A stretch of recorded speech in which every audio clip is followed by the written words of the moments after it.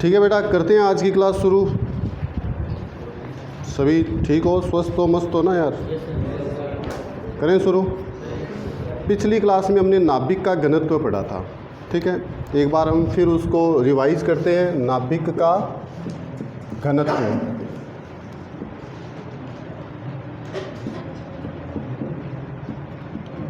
देखिए घनत्व का जो सिंपल फॉर्मूला होता है, घनत्व बराबर द्रव्यमान बटा में आयतन। ये नाभिक को दर्शाने का, घनत्व को दर्शाने का अपने पास उत्तर है, ठीक है। अब जैसे हमने एक नाभिक लिया ZXA, ये एक नाभिक है।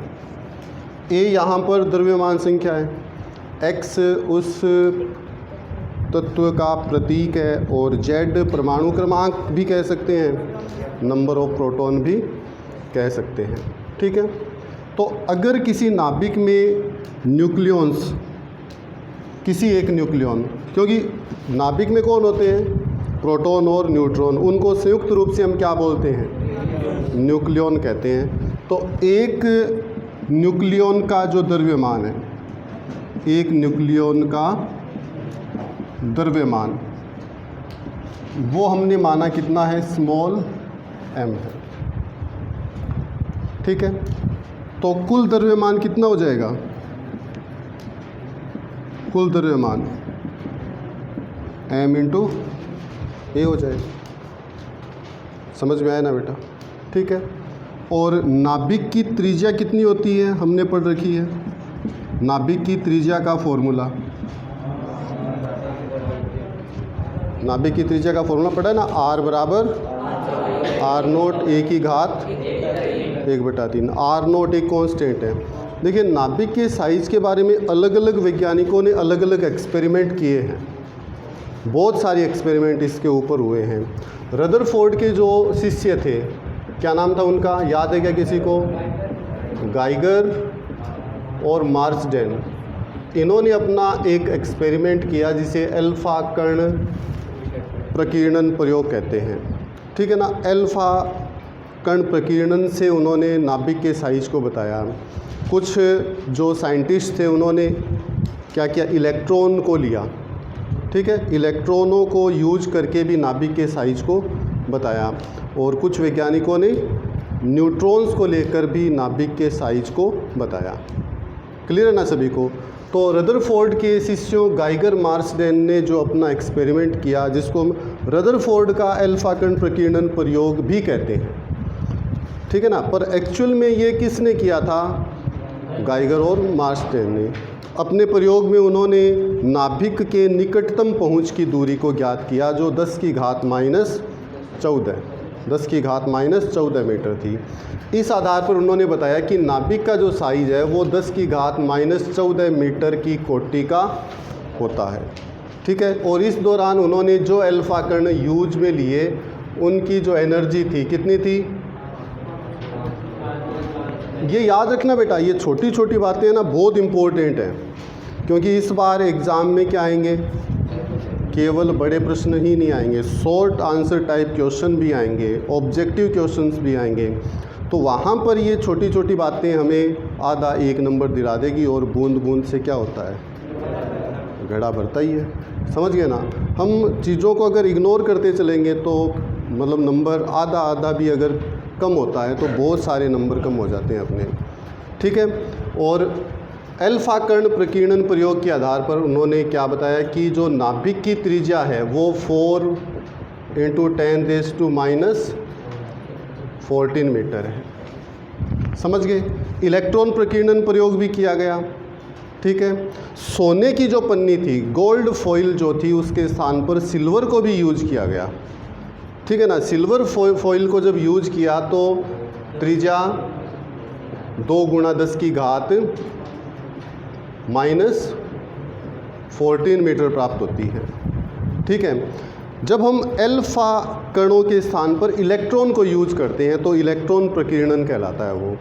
इलेक्ट्रॉन प्रकीर्णन से हम क्या ज्ञात करते हैं कि परमाणु के अंदर आवेश वितरण कैसा है। ध्यान रखना बेटा, अल्फा कण प्रकीर्णन प्रयोग से तो हमें नाभिक के साइज का पता चलता है, जो रदरफोर्ड के शिष्यों गाइगर और मार्शडेन ने किया था।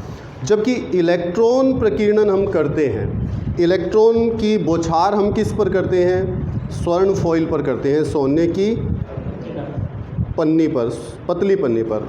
पतली पन्नी का अर्थ समझ गए ना क्या है? मैं अभी और जिक्र करता हूँ, पर अभी हम इस टॉपिक को, इस बात को पूरा करते हैं कि जब हम इलेक्ट्रॉन को यूज करते हैं प्रकीर्णन के लिए, तो हमें किस बात का पता चलता है कि नाभिक जो परमाणु है उसके अंदर आवेश वितरण कैसा है। ये प्रश्न भी बनता है कि परमाणु में आवेश वितरण का पता करने के लिए किस प्रकार के कणों को उपयोग में लाते हैं, या कौन से कणों से स्कैटरिंग प्रकीर्णन करवाते हैं। कौन से? इलेक्ट्रॉन से। न्यूट्रॉन से भी प्रकीर्णन हुआ, न्यूट्रॉन प्रकीर्णन जिसको कहते हैं। अल्फा कण और इलेक्ट्रॉन के स्थान पर किसको काम में लिया गया? तो न्यूट्रॉन प्रकीर्णन जब होता है तो हमें किस बात का पता चलता है कि परमाणु के अंदर, शाबाश, द्रव्य वितरण कैसा है। वेरी गुड बेटा, ठीक है ना, सटीक आंसर है इसका। द्रव्य वितरण के लिए न्यूट्रॉन, आवेश वितरण के लिए इलेक्ट्रॉन, और नाभिक का आमाप कह दो या साइज कह दो, उसके लिए अल्फा कण का उपयोग किया जाता है। अब एक प्रश्न ये भी है कि प्रोटॉन का उपयोग नहीं किया गया, प्रोटॉन से स्कैटरिंग प्रकीर्णन नहीं करवाया गया, क्योंकि प्रोटॉन जो है ना खुद एक धनावेशित कण है। और नाभिक पर कैसा आवेश होता है? कैसा? तो वो उससे जाके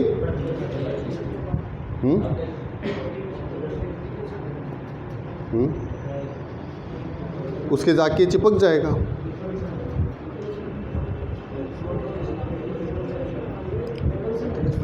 प्रतिकर्षित होगा, प्रतिकर्षित होगा, पर उसका साइज जो है ना वो क्या है? बहुत ही छोटा है।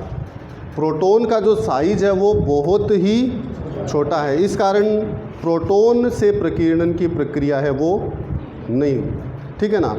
हम बुक्स में यही पढ़ते हैं, अल्फा कण प्रकीर्णन हो सकता है, इलेक्ट्रॉन प्रकीर्णन होता है और न्यूट्रॉन प्रकीर्णन भी होता है। और वैसे देखा जाए ना तो अल्फा कण जब एक्सपेरिमेंट कर ही लिया, अल्फा कणों से स्कैटरिंग जब हमने पढ़ ही ली, तो एक धनावेशित कण से स्पेक्ट्रम जब हमने स्कैटरिंग को पढ़ा है, प्रकीर्णन को पढ़ा है, तो फिर दूसरे धनावेशित कण से स्कैटरिंग को पढ़ने का कोई अर्थ नहीं है। मेरी बात समझ गए ना? क्योंकि अल्फा कण क्या है? हीलियम नाभिकी है। अल्फा कण क्या है? हीलियम नाभिक। और हाइड्रोजन या प्रोटॉन, प्रोटॉन यानी हाइड्रोजन एटम, 1H1 को हम क्या कहते हैं? प्रोटॉन कहते हैं, हाइड्रोजन एटम है ये। और 2He4 ये हीलियम का नाभिक है, इसको हम क्या कहते हैं? अल्फा पार्टिकल कहते हैं इसको। और ये कौन होता है? प्रोटॉन।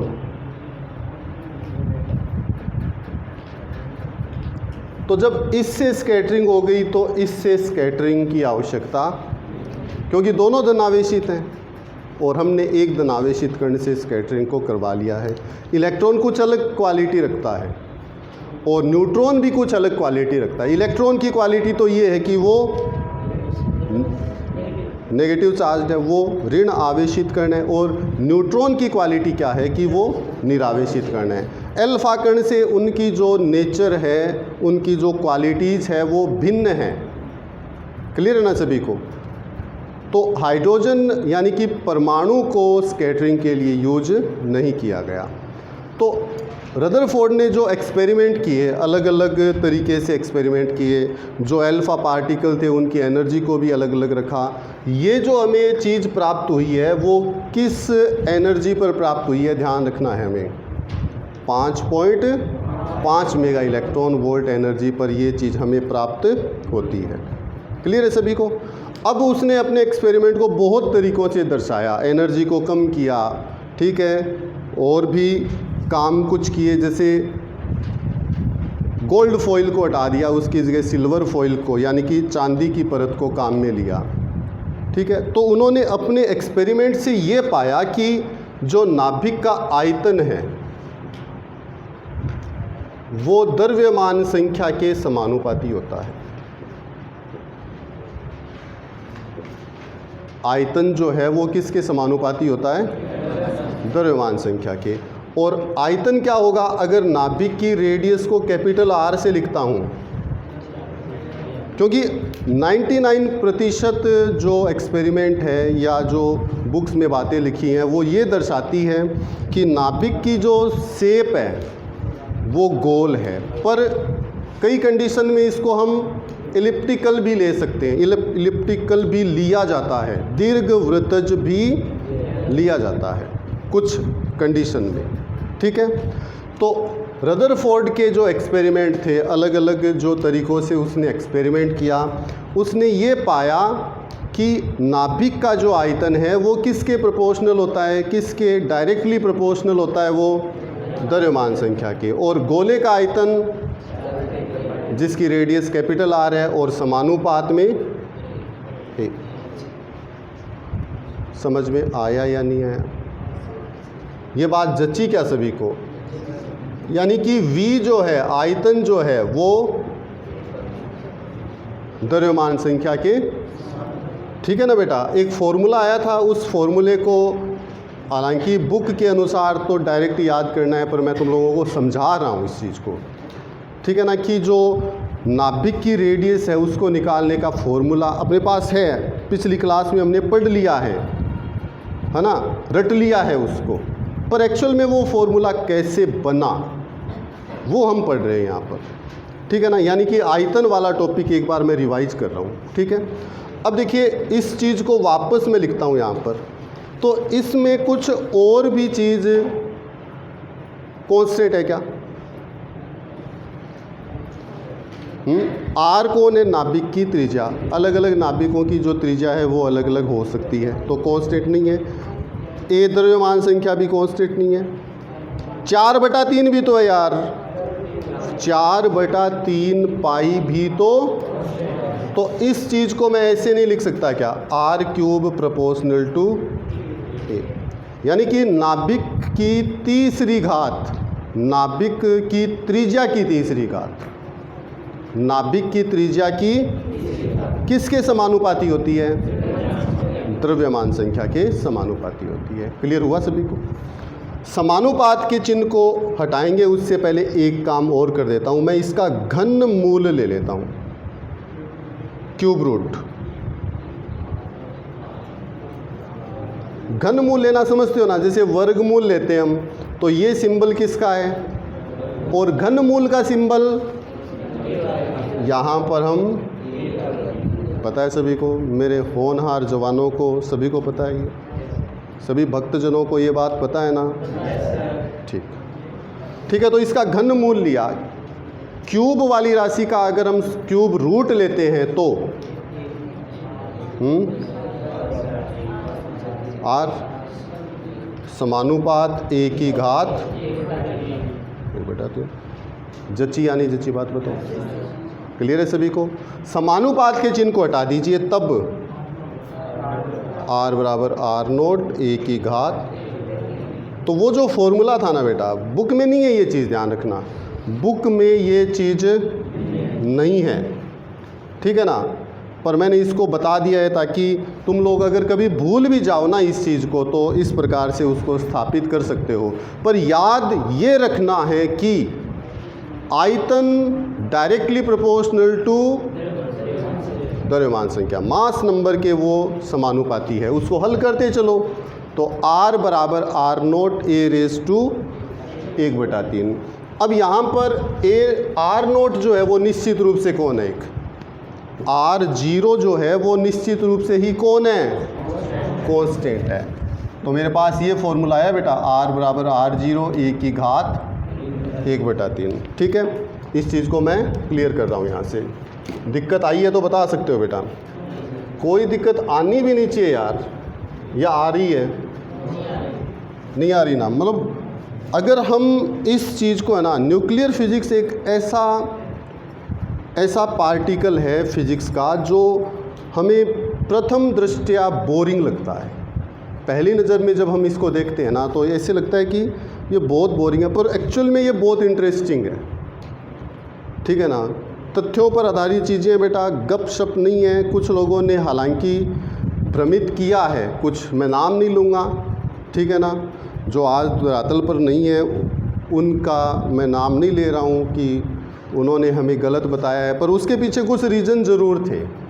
ये नहीं है कि किसी ने कोई थ्योरी दी है और उसका प्रमाण नहीं दिया, ऐसा नहीं है, ठीक है ना। एक दो चीज़ों का प्रमाण सभी ने अपनी थ्योरी के आधार पर दिया है, तभी उनकी थ्योरीज जो है ना बुक्स में चलती है। अगर वो प्योर झूठ होता तो वो किताबों में नहीं आता। फिर धीरे धीरे समय के साथ क्या होता गया, उन थ्योरीज में चेंज होता गया और ज़्यादा सुधार होते गए, ठीक है। और ये सुधार हमेशा होते ही रहेंगे, ऐसी बात नहीं है कि बंद है, एक्सपेरिमेंट तो होते ही रहते हैं, तो आगे और सुधार होते जाएंगे। तो नाभिक की जो रेडियस है वो आ गई r बराबर r0 a⁻1/3। r0 यहाँ पर एक कांस्टेंट है और इसकी एक निश्चित वैल्यू है बेटा 1.2 फर्मी या 1.2 गुणा 10⁻⁻15 मीटर। 1 FM फर्मी कह सकते हैं बेटा इसको, या इसका एक नाम और भी है, क्या नाम है पता है क्या किसी को? फेम्टोमीटर। और ये किसके बराबर होता है? 10⁻⁻15 के बराबर। तो नाभिक का कुल द्रव्यमान ये हो गया, ठीक है। और आयतन अगर हम लिखें, अगर नाभिक की रेडियस को कैपिटल R लिखें, अगर नाभिक की जो रेडियस है, त्रिज्या है, वो कितनी है? कैपिटल R है, तो आयतन कितना होगा बोलिए? 4/3 पाई r³। क्लियर है सभी को? समझ में आ रहा है सभी भक्तजनों को? पीछे जो पसरे हुए हैं उनको भी समझ में आ रहा है क्या? आ रहा है?